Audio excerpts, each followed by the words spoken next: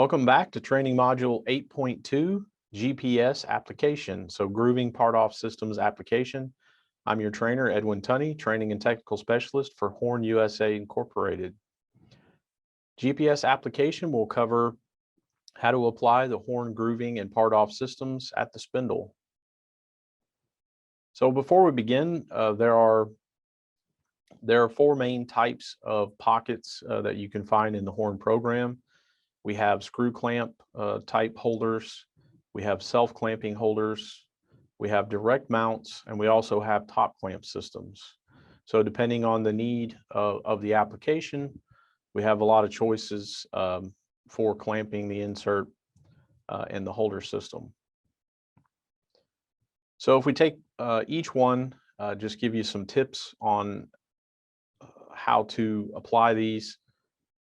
So screw clamps, larger T-maxes with thinner inserts. So you see you have a central screw and you're locking the insert down with a spring force there. The main thing you want to focus on these holders is keeping all the hardware really up to snuff and in good condition.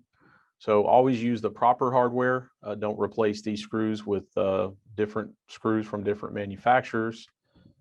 Clean all the mating surfaces, replace anything that's worn, tighten to the specified torque. So we sell torque limiting drivers. Highly recommend those for any of Horn tools to get the best performance out of the insert. You'll also see the bodies are made of a higher quality steel.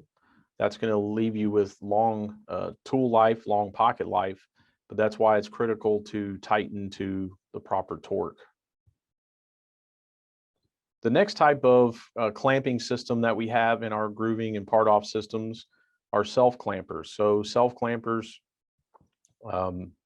basically use a key, and you turn the key and cam open the pocket, slide the insert in, and then take the cam out, and that's going to clamp on the insert. So you use these for deeper grooving or part off applications.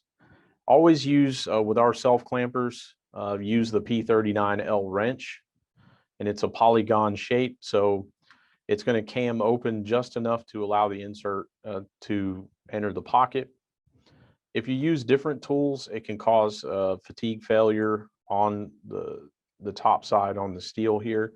When you use a higher quality steel, it has a lower modulus of elasticity and a lower yield.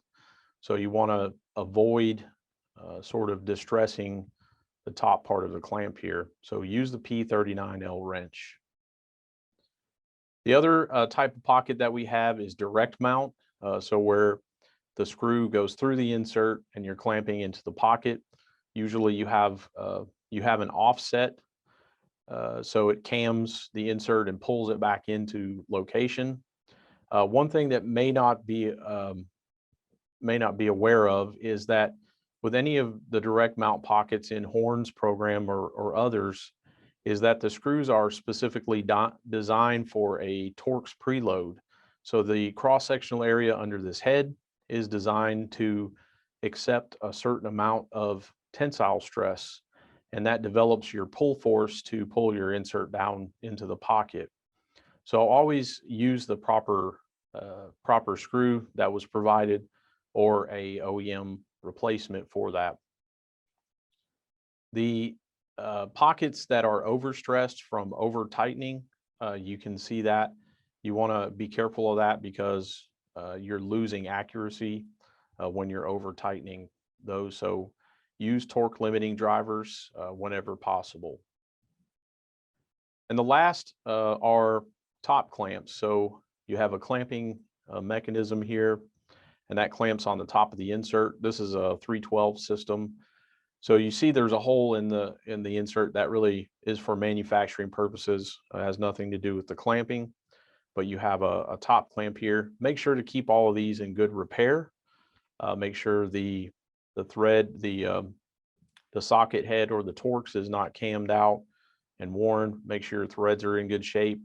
Make sure the barrel of this is good so that it locks into the holder well. And then check underneath the clamp to check for wear. So replace these periodically to get the best performance and clamping out of your tool. The next step in training is to look at the handing of tools. So handing the handing of tools is important when you're trying to determine which hand you need to apply in certain situations. We all know that there are several different variants of tool turret. You can have a lower turret, you can have a left facing turret, right facing turret. You can machine on a secondary sub spindle. So handing is very important to know when you're looking at tools. So if you're looking at our normal tools, then a left-hand tool, if you're looking directly at the end, so you're looking towards the end of the insert with the cutting edge facing up, then a left hand is on the left-hand side. Likewise, if you have a right-hand tool, your cutting edge facing up, it's going to be on the right. So that's the essence of handing for the tool. That's pretty universal throughout the Horn program, but just a good piece of information to know. The other big application tip that you need to know is center line. So center line alignment is critical for all Horn products.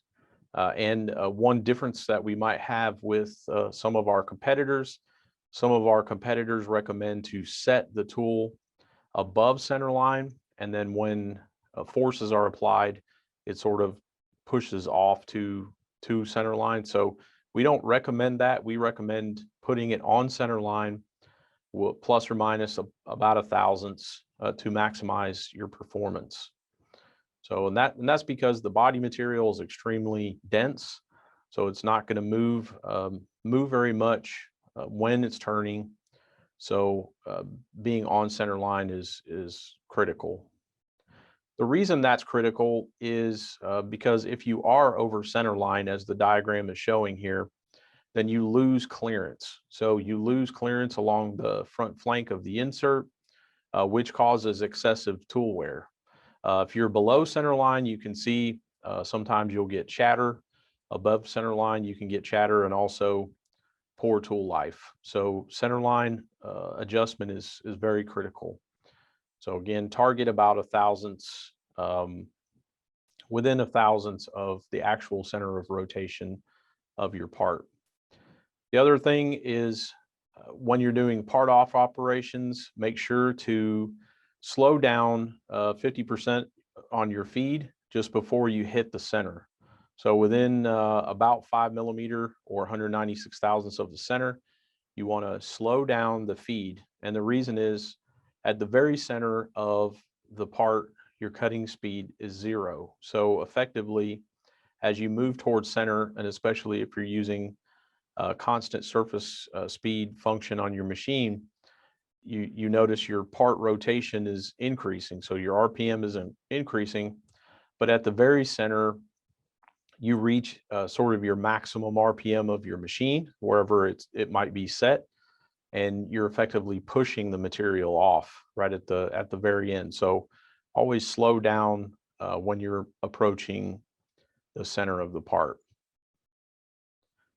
The other thing is don't forget about the alignment perpendicular to your axis of rotation. So you should really set that 90 degrees plus or minus 0.25 degrees. A good rule of thumb is 4 thousandths over 4 inches. So when you align this, when you measure, you want to be no more than 4 thousandths over 4. So 4 over 4, really easy to remember.